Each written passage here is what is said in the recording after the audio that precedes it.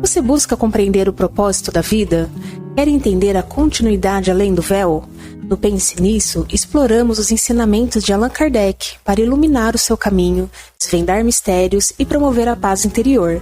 Conecte-se com a sabedoria que liberta. Pense nisso.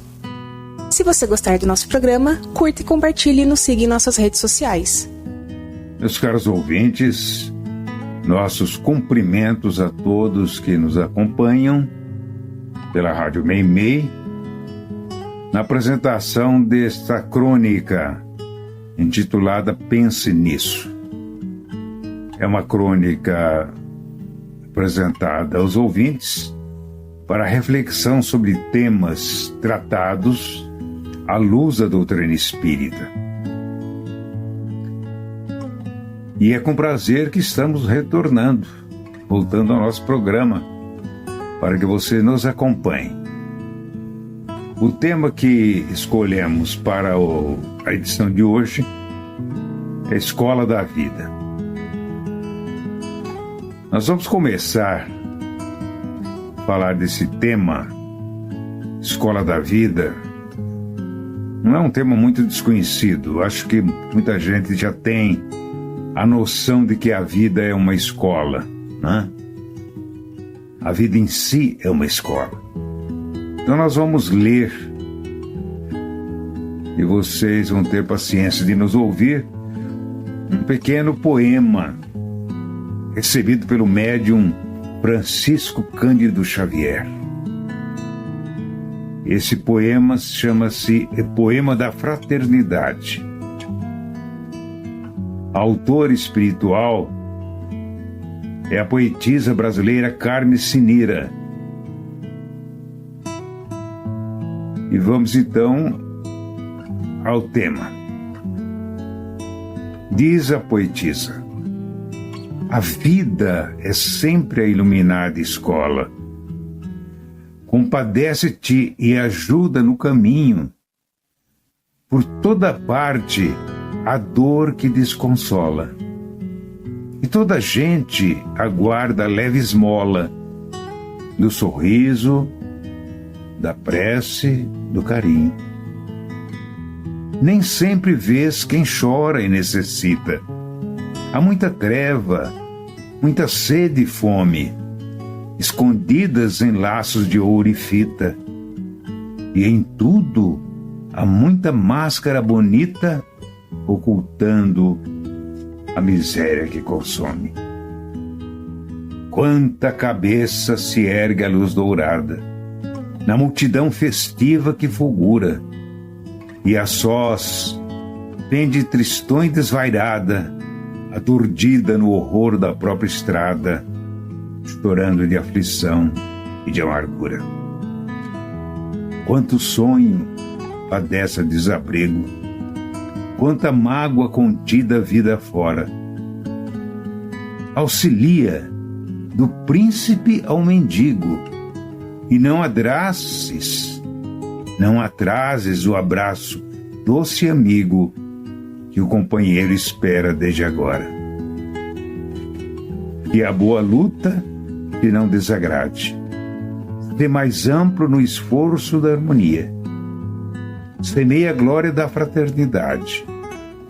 Sem a luz da união e da amizade, não há bênçãos de paz e de alegria. Carme Sinira. É um poema que dá o que pensar. Dá para a gente refletir sobre o caminho que estamos trilhando nessa escola, que na verdade é um curso que estamos frequentando e que nos ensina à medida que nós caminhamos em contato com aqueles que estão ao nosso lado, aqueles que cruzam o nosso caminho.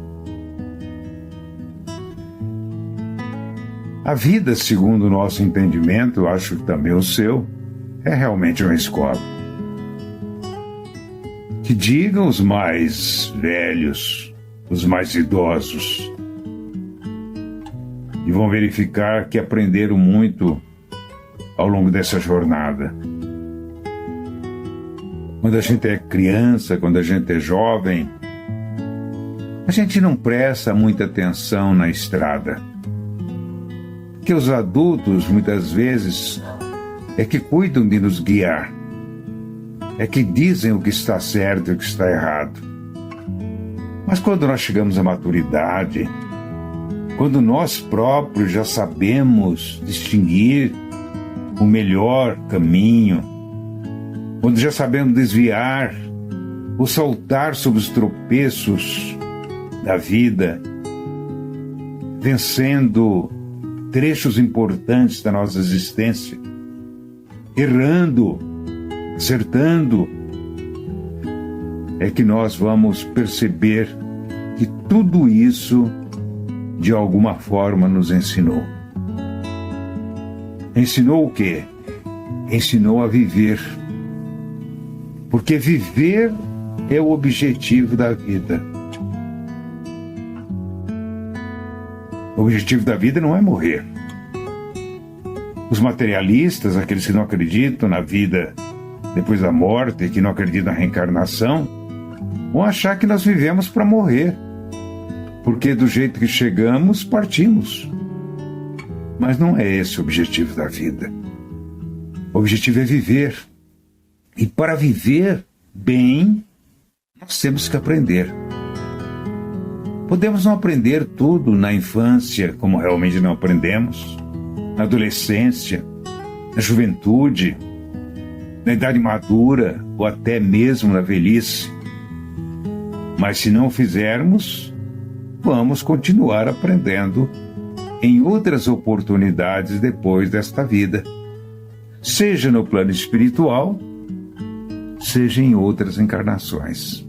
Não é bonito isso? Esse não é o caminho da vida que nos ensina a viver? A escola é a vida. E a vida quer que vivamos. A vida está apelando para que nós aprendamos a viver. E a viver bem. Não viver de qualquer forma. Viver bem, primeiramente, conosco mesmos. Porque se não estivermos bem conosco, não estaremos bem com ninguém. Se não estivermos em paz com a nossa consciência, que vida vamos levar? Perseguidos pelo sentimento de culpa? Pelo fato de não podermos ter vencido aquilo que realmente deveríamos ter vencido? Então voltamos ao nosso tema. A vida, como diz a nossa poetisa, é uma iluminada escola. Todos estamos neste mundo por um determinado tempo. Alguns por muito pouco tempo. Outros por muito tempo. Digo que o tempo em relação à expectativa de vida humana. Quanto tempo vamos viver? Quanto tempo vocês acham que vão viver ainda? Não sabemos. Isso faz parte da vida. Faz parte do jogo da vida. Não sabemos quando termina cada etapa.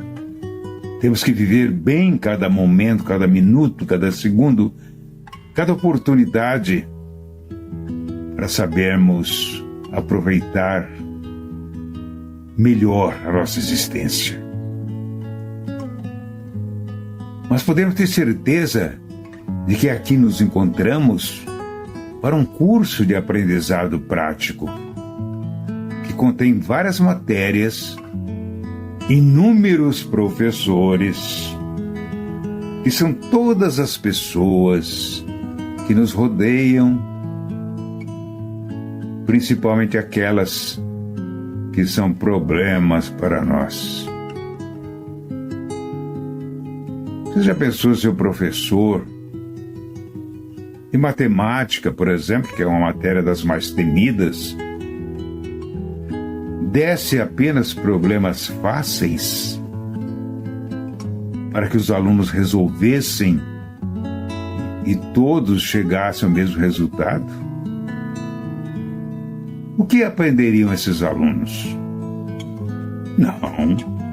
O professor tem que pôr certa dificuldade em cada problema. E para certos alunos, maiores dificuldades. Porque eles têm condições de vencer determinados conteúdos com mais facilidade. Então precisam aprender mais. Eles não podem andar no mesmo nível de todos os demais. Uma classe que tenha 30 alunos são 30 almas diferentes. São 30 caminhadas diferentes. São 30 metas diferentes. E a sua meta qual é? Ao terminar esse curso, caros amigos, nós retornamos à nossa condição original no mundo dos espíritos, para voltarmos em seguida para outro curso desse planeta. Geralmente é um preparo na espiritualidade para ingressarmos no próximo curso, ou seja, na próxima encarnação, visando ao desenvolvimento da inteligência e do sentimento, que fazem parte da nossa experiência. Numa encarnação, por exemplo, nós podemos vir para exercitar mais a paciência, mais a tolerância. Na outra, vamos mais para exercitar o altruísmo, a generosidade. Na outra, viemos para exercitar o conhecimento, que ainda muito nos falta, para saber mais, ampliar a nossa capacidade de perceber o mundo e a nós mesmos. Sempre há uma prioridade para aprender. Ninguém nasce aqui simplesmente por nascer ou sem objetivo nenhum, pelo contrário, cada um nasce para atender às suas prioridades. O que é prioridade? Aquilo que é mais importante na caminhada do espírito, aquilo que falta ainda para ele desenvolver. Por isso nós falamos em paciência. Paciência é uma questão muito comum na nossa vida. Nós temos dificuldade de ser pacientes, mas alguns têm menos do que nós. Algumas pessoas são muito impacientes e essas precisam aprender mais sobre paciência. Outros que já aprenderam vão dar um passo maior sobre paciência, sobre tolerância. Você, por exemplo, qual o ponto mais fraco de sua conduta diante do semelhante? Você já pensou nisso? Ou nunca pensou? Onde está mais pronunciada a sua falta, a sua dificuldade? Quando você trata uma pessoa, vamos dizer assim, uma pessoa da sua família, uma pessoa que não é simpática a você. Porque aquela que é simpática não tem problema. Aquela que é simpática, aquela que demonstra amor por nós, isso não é problema, porque isso aí nós sabemos, nós com facilidade vencer. Quero saber daquela que tem dificuldade. Porque aí é que está o desafio da vida, o desafio de cada existência.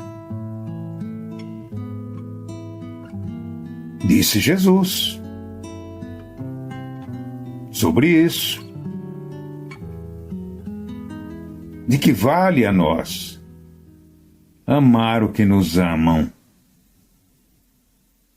tolerar os que nos toleram.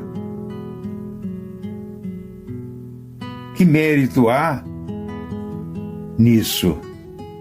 O mérito está em vencer essas dificuldades, o egoísmo, o orgulho, aquilo que está muito vivo ainda em nós e que nos compromete a existência, aquilo que é responsável pelos nossos conflitos, pelas nossas brigas, pelos nossos desentendimentos.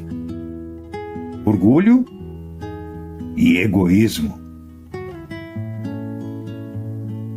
são as duas facetas de uma mesma moeda. Para o Espiritismo, as maiores chagas da sociedade. De um lado, orgulho, e do outro lado, egoísmo. Quando você tem problema com alguém, problema sério, que vocês entram em conflito, verifique até onde o seu orgulho não está gerando mais dificuldade para vocês se entenderem. Não foi por outro motivo que Jesus, dirigindo-se ao seu povo, o povo judeu, um povo religioso, que frequentava o templo, que ia lá ao templo levar a sua oferenda no altar dos altares para oferecer a Deus. E Jesus, no Sermão da Montanha, disse: quando fores orar no templo, deixa a tua oferenda em frente ao altar e vai primeiro reconciliar com o seu adversário. Depois venha e faça a sua oferenda. Não é difícil perceber o que Jesus queria dizer com isso. É fácil amar os que nos amam. Difícil é amar os inimigos. E o que disse Jesus? O que costumamos chamar de sofrimento nada mais é do que a nossa relação com as situações desagradáveis da vida. Porque nós não estamos nesse mundo propriamente para sofrer, mas estamos para aprender a não sofrer. É aprender a não sofrer, é aprender a lidar com as situações sem causar muito impacto íntimo.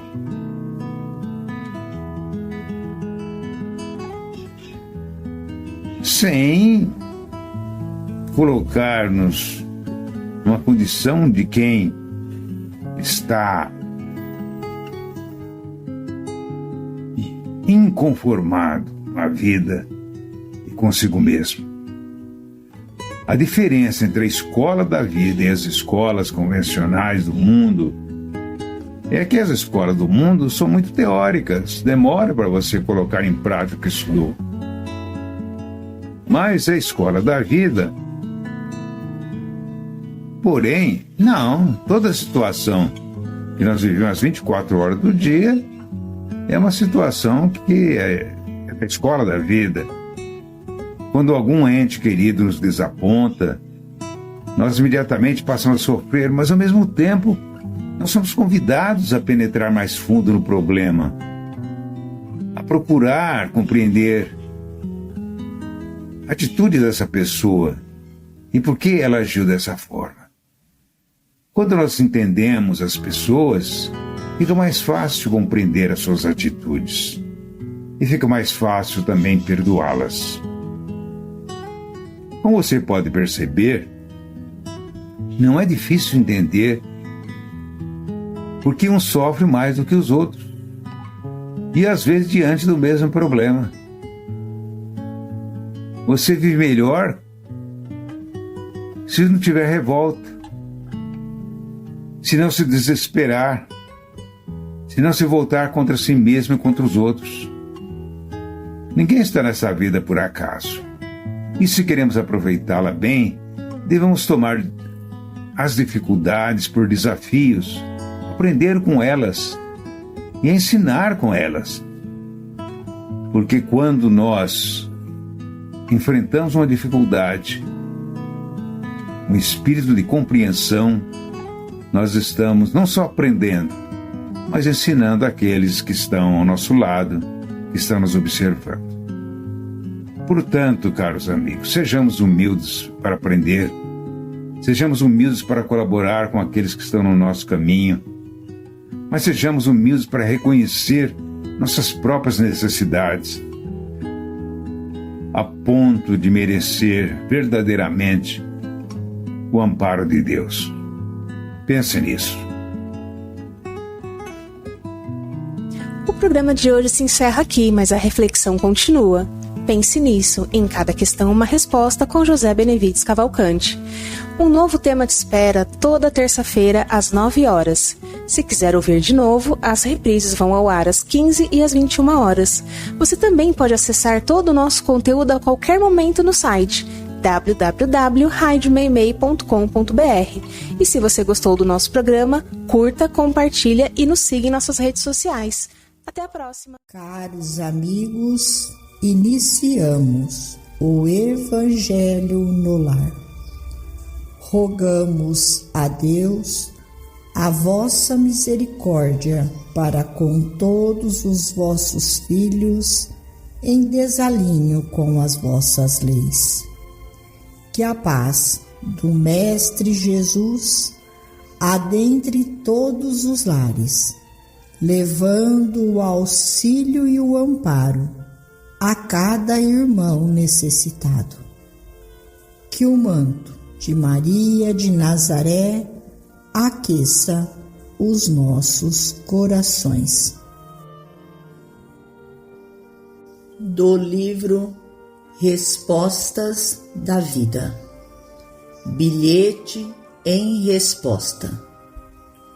O seu trabalho é a revelação de você mesmo. Servir é a nossa melhor oportunidade. Quando você age em favor de alguém, você está induzindo outros a agir em seu benefício. Nunca se canse de auxiliar para o bem. Desculpe sempre, porque todos temos algum dia em que necessitamos de perdão. Não alegue defeitos para deixar de servir, porque o trabalho é a bênção de Deus que nos suprime as deficiências. Dificuldade é um teste de paciência. Desprezo da parte de alguém é a aula da vida para a aquisição de humildade. Você nem sempre terá o que deseja, mas enquanto estiver ajudando aos outros, encontrará os recursos de que precise. Depois de grande esforço para solucionar esse ou aquele problema, não se agaste se outro problema aparece, requisitando-lhe novo esforço, porque Deus renovará suas forças para recomeçar. André Luiz. Senhor Jesus, auxilia-nos a reconhecer as nossas disponibilidades. Todavia, concede-nos semelhante amparo, a fim de que saibamos realizar o melhor ao nosso alcance. Ensina-nos a encontrar a paz na luta construtiva, o repouso no trabalho edificante, o socorro na dificuldade e o bem nos supostos males da vida. Abençoa-nos e estende-nos as mãos compassivas em tua infinita bondade, para que te possamos perceber em espírito na realidade das nossas tarefas e experiências de cada dia. Que assim seja. Finalizamos a mais um Evangelho no Lar. Agradecidos a Deus, nosso Pai, a Jesus, médico de homens e de almas, a Maria de Nazaré, nossa mãe amorada, e aos nossos amigos, trabalhadores da vitória do bem. Fiquem todos com Jesus e até amanhã, se Deus assim o permitir. Olá, querido ouvinte, está começando mais um episódio de Um Livro, Você e Eu. O nosso momento de pausa, reflexão e encontro com as palavras que elevam o espírito. Hoje, vamos mergulhar em uma obra que fala direto ao coração e à nossa consciência. O livro Bem-aventurados os Simples, de Valdo Vieira. Um convite ao desapego, à humildade e à essência do ser. Valdo Vieira foi médico, escritor e profundo pesquisador da consciência. Foi companheiro de estudos de Chico Xavier em várias obras. Ele participou, por exemplo, da psicografia de alguns livros marcantes do Espiritismo, como Evolução em Dois Mundos e Sexo e Destino. Com o tempo, Valdo seguiu também outros caminhos de investigação da alma, mas deixou no movimento espírita uma contribuição de grande valor, uma visão ampla, lúcida e profundamente ética sobre a vida espiritual. Bem-aventurados os Simples é um desses livros que ao mesmo tempo confortam e nos provocam.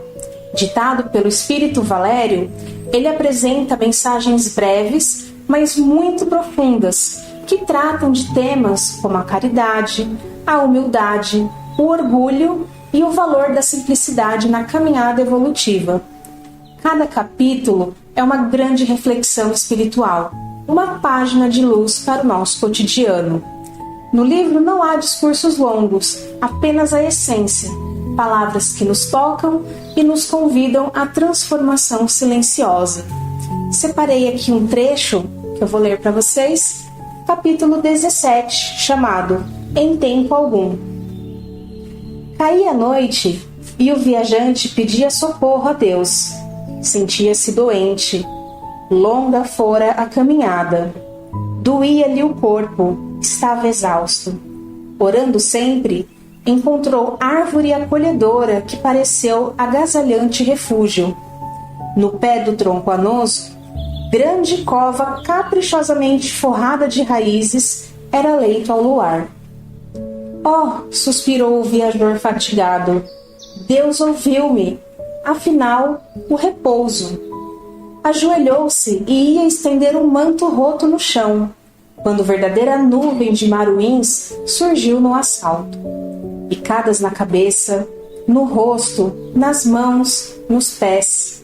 E eram tantos os dardos vivos e volantes em derredor que o pobre recuou espavorido para dormir ao relento, entre as pedras e espinheiros da retaguarda. De corpo dorido, pensava desalentado. Tolo que sou de acreditar na oração, estou sozinho, nada de Deus. Na manhã seguinte, porém, retomando a marcha, voltou à árvore do caminho, e somente aí reconheceu, admirado, que a grande cova que fora obrigado a afastar-se era a moradia de vários escorpiões. Não descreia da prece em tempo algum, e nos casos em que você encontre empecilhos para possuir o que mais aspira, guarde, entre aborrecimentos e provações, a certeza de que, muitas vezes, o que lhe parece uma situação invejável não passa de ninho enganador, onde se ocultam os lacraus da morte. E aí, quantas vezes que nós também não caímos em descrença e nos sentimos sozinhos, desamparados. O Espírito Valério nos convida a reconhecer que a verdadeira força está de fato na oração e que Deus jamais nos desampara, mesmo que a princípio a gente não entenda a sua mensagem. Deus é pura presença de amor em nossas vidas. Seja no trabalho, na família, nas pequenas decisões do dia, a oração ela é um exercício. É caminhar com leveza, mesmo em tempos difíceis. E esse foi o nosso programa de hoje, Um Livro, Você e Eu. Que as lições de hoje inspirem o seu dia e fortaleçam o seu coração. Até o próximo encontro!